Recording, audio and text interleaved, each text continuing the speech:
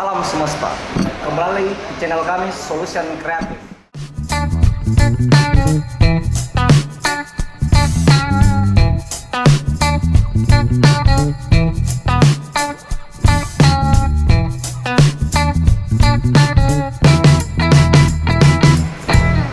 Akhir-akhir ini kembali hangat isu mengenai tentang dwi-fungsi ABRI di tanah air kita, Republik Indonesia. Nah, kemarin ada kabar baru tentang seorang aktivis 98, salah satu dosen UNJ, yang dalam orasinya dianggap menghina institusi TNI.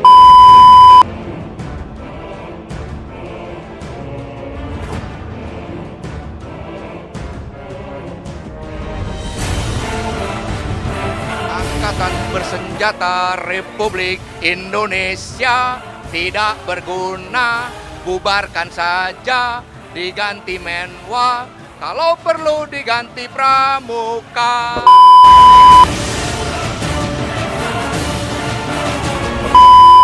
Kami telah kedatangan saudara Hans Giovanni Salata sebagai narasumber yang berasal dari organisasi Insersium yang landasan geraknya dalam mengkaji tentang hak asasi manusia. Saya akan berdialektika mengenai isu dwi-fungsi ABRI. Apakah itu dwi-fungsi ABRI? Bagaimana sejarah dwi-fungsi ABRI? Dan apa analisis kami tentang dwi-fungsi ABRI itu sendiri? Selamat sore Bung Hans. Ya, selamat sore Bung. Terima kasih atas kesempatan sore hari ini. Nah, bagaimana pandangan saudara mengenai dwi-fungsi ABRI itu sendiri?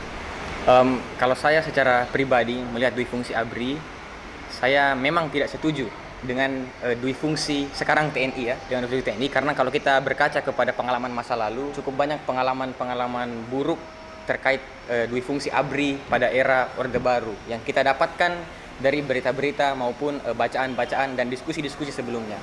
Apa sih sebenarnya dwi-fungsi ABRI itu, saudara?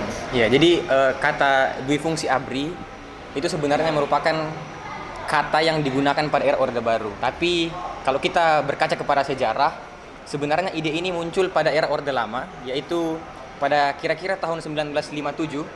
Kenapa? Karena kita tahu pada era itu terjadi pergolakan di daerah, di beberapa daerah, misalnya pemberontakan PRRI di Sumatera dan Permesta di Sulawesi Utara.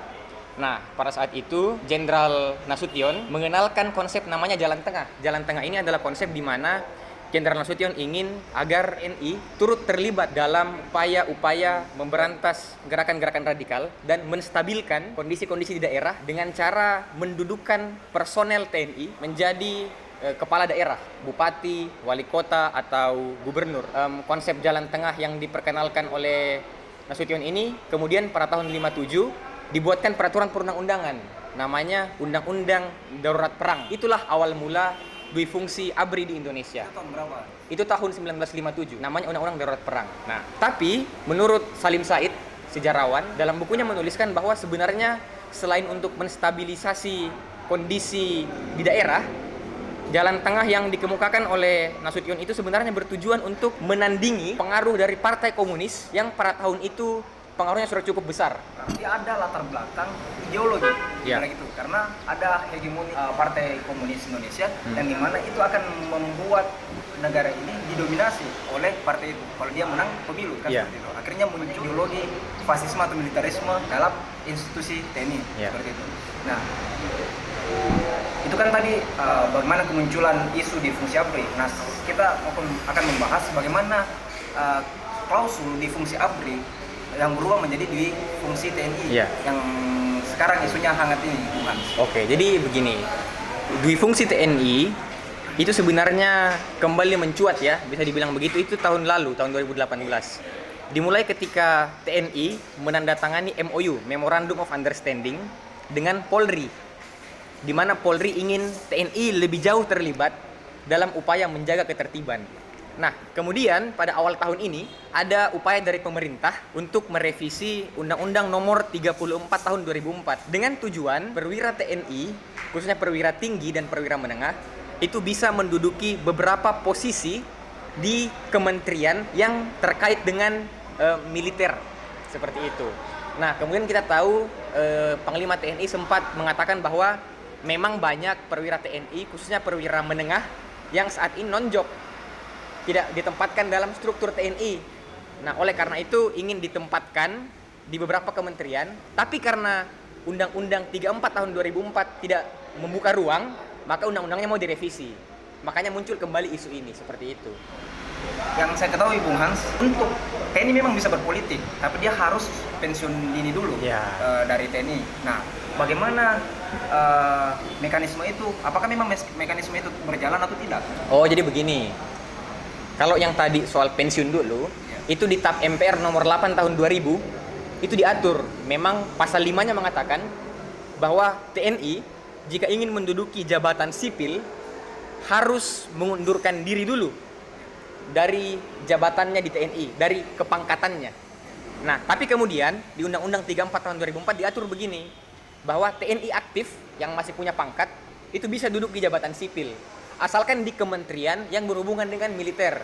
Misalnya Kementerian Polhukam, Kementerian Pertahanan, Badan Penanggulangan Bencana, Badan Penanggulangan Terorisme, Badan Intelijen Negara. Nah, keterkaitan di fungsi ABRI juga ini banyak dilontarkan mengenai banyak aktivis-aktivis yang hilang pada era 65 maupun era 98. Iya. Nah, persoalannya sekarang, apakah memang ketidaksepakatan masyarakat sipil atas di fungsi ABRI itu karena adanya karena hilangnya beberapa aktivis, ataukah dia memang konsep ini sudah membungkam masyarakat dan menimbulkan gerakan-gerakan demonstrasi seperti itu? Oh iya, untuk menjawab itu begini, kita harus hati-hati dan kita harus mundur sedikit ke belakang melihat sejarah. Kita kan tidak hidup di zaman Orde Baru, tapi dari bacaan-bacaan literatur kita bisa paling tidak tahu sedikit insight apa yang terjadi pada fungsi ABRI era Orde Baru. Kita tahu di era Orde Baru melalui TAP MPR nomor 11 tahun 69, TAP MPR nomor 11 tahun 78 dan Undang-Undang nomor 82 tahun 1982 membuka ruang bagi TNI untuk menjadi dinamisator dan stabilisator politik. Kalau dari riset yang saya dapatkan ya, ada dua tugas ABRI pada zaman itu, yaitu tentu menjaga keamanan ketertiban negara, yang kedua memegang kekuasaan negara. Dalam arti mereka terlibat dalam kekuasaan politik. Politik praktis. Nah, oleh karena itu zaman Orde Baru kita melihat anggota TNI menjadi bupati, wali kota, gubernur, menjadi menteri, bahkan di DPR ada fraksi TNI Polri, fraksi ABRI ya. Kemudian beberapa BUMN itu direkturnya ya dari ABRI. Yang paling terkenal misalnya Kolonel Ibnu Sutowo. Kolonel Ibnu Sutowo ini menjadi direktur dari PT Pertamina. Kembali ke pertanyaan Bung tadi, kenapa kemudian masyarakat sekarang menolak? Karena pada era itu, pada era Orde Baru, terlihat bahwa ABRI ini sangat berkuasa. Dan ABRI ini digunakan untuk menjadi alat politik oleh penguasa. Itu yang kedua. Yang ketiga, karena mereka punya senjata, jadi membuat masyarakat itu segan terhadap ABRI. ABRI yang harusnya menjaga pertahanan keamanan negara, malah menjadi alat politik, alat untuk menjaga status quo. Iya, menjaga status quo, mempertahankan kekuasaan, dan membuat masyarakat sipil pada saat itu cenderung kehilangan kepercayaan dan malah takut begitu kepada ABRI.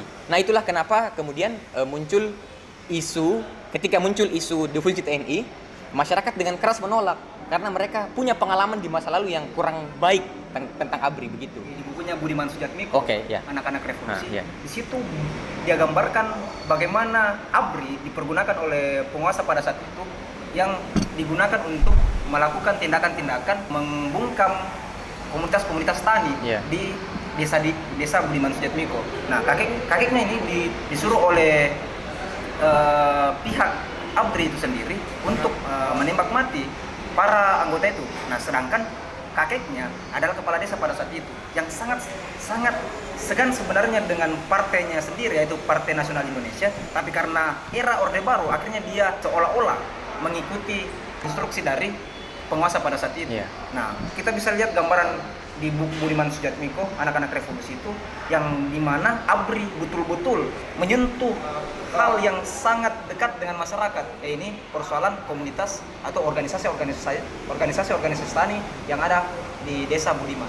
Yang saya mau pertanyakan Bung Hans mengenai bagaimana sih analisa mengenai difungsi TNI ini, apa solusinya yang akan kita berikan kepada masyarakat? Seperti itu. Jadi kalau saya begini, pertama saya mau mengutip Kepala Pusat Penerangan TNI, Mayor Jenderal Sisriyadi. Majen Sisriyadi bilang, dia sebenarnya dia dan tim kajiannya mungkin di TNI ya, tidak setuju dengan duifungsi TNI. Karena itu tadi, mereka tidak mau TNI digunakan menjadi alat politik penguasa. Itu yang pertama. Yang kedua, kalau duifungsi TNI terjadi di era sekarang, setelah saya melakukan beberapa riset dan membaca, masalahnya itu adalah misalnya TNI menduduki posisi yang harusnya diduduki oleh pejabat sipil. Nanti akan terjadi gangguan terhadap jenjang karir dari pejabat di kementerian, seperti itu yang kedua. Yang ketiga, ketika terjadi istilah duifungsi, kemudian TNI menduduki beberapa pos sipil yang memang sebenarnya tidak disiapkan untuk mereka.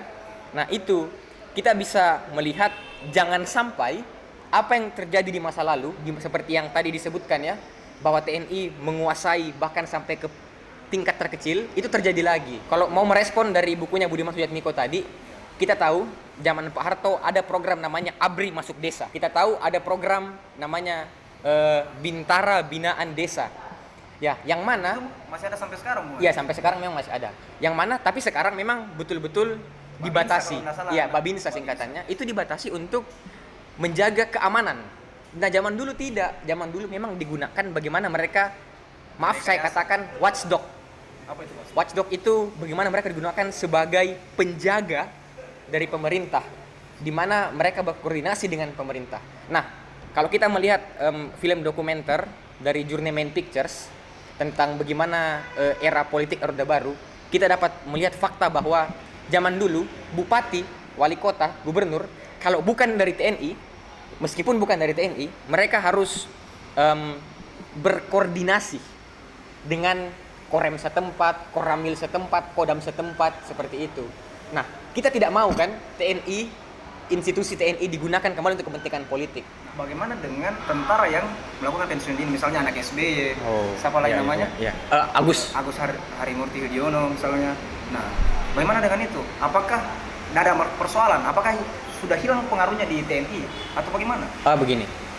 Ketika dia melakukan pensiun dini seperti itu. Memang banyak jenderal maupun perwira menengah seperti Agus yang pensiun dini atau pensiun pada waktunya, kemudian berpolitik atau berusaha. Kalau ditanya apakah masih punya pengaruh, kita tidak tahu. Seperti itu ya, karena itu rahasia institusi mereka. Kita tidak tahu bagaimana, apakah mereka masih punya pengaruh. Tapi memang kelihatannya masih punya pengaruh. Seperti itu. Nah, tapi kalau saya mau merespon tentang pensiun dini tadi, menurut saya begini. Jangan sampai masuk TNI cuma digunakan sebagai batu loncatan untuk terjun ke politik. Itu presiden yang buruk. Jangan sampai anak-anak muda misalnya, anak SMA misalnya, kalau ada anak SMA yang nonton ya, ini bagus sekali. Jangan sampai di kepala mereka bisa masuk TNI, kemudian nanti sekolah dibiayai oleh tentara, sekolah dibiayai oleh negara sampai keluar, kemudian mereka keluar dari sana hanya menjadikan institusi itu sebagai batu loncatan untuk berpolitik. Nah, ini buruk presidennya. Berarti dia memanfaatkan institusi TNI. Hanya memanfaatkan institusi TNI seperti yang dilakukan di era Orde Baru. Berarti solusinya dia harus sekolah dari universitas saja. Iya. Bisa masuk ke akademi militer atau Iya. sebagainya. Nah, ini untuk merespon yang itu juga ini agak sensitif. Zaman Orde Baru kita punya namanya sampai sekarang ya, ada namanya resimen mahasiswa. Nah, ada beberapa orang yang menganggap resimen mahasiswa itu sebenarnya merupakan upaya bagi militerisme Orde Baru untuk mencengkram kebebasan berekspresi, kebebasan berpikir, kebebasan akademis di kampus melalui resimen mahasiswa. Semoga itu tidak terjadi. Semoga sekarang tidak seperti itu. Nah, tapi itulah maksud saya bahwa dulu memang militerisme ala Orde Baru itu masuk sampai ke sendi-sendi kehidupan sipil, menjadikan institusi TNI ditakuti oleh masyarakat. Sebenarnya tidak perlu seperti itu. Marilah ke TNI kembali ke fungsinya untuk menjaga pertahanan negara. Closing statement dari saya ya terkait isu ini, bagi teman-teman yang mendengar isu terkait fungsi TNI, kemudian kemarin sempat ada aktivis yang ditangkap karena TNI. Apapun yang terjadi, TNI ini adalah institusi milik Republik Indonesia, milik negara kita. Jangan takut pada TNI. Ya, TNI juga tidak boleh menjadi alat untuk menindas masyarakat, tapi harus bekerja sama dengan masyarakat untuk membangun bangsa dan negara yang kita cintai. Nah, yang kedua, saya berpesan, jangan takut untuk mengutarakan pendapat. Jangan takut untuk berbicara, jangan takut untuk mengemukakan apa pendapat kita. Seperti itu. Robertus Robert ditangkap karena mengemukakan pendapatnya. Banyak aktivis yang ditangkap karena mengemukakan pendapatnya. Tapi paling tidak mereka melakukan apa yang benar. Oleh karena itu, jangan takut untuk mengemukakan apa yang mau kita katakan, apa pendapat kita, dan tetap berani dan teruskan perjuangan. Pesan dari Robertus Robert, senjata tidak bisa diajak berdialog, senjata tidak bisa Diajak berdebat. berdebat. Hancurkan tabir masalah dengan solusi yang kreatif. Kembali lagi nanti ke channel kami dengan konten-konten yang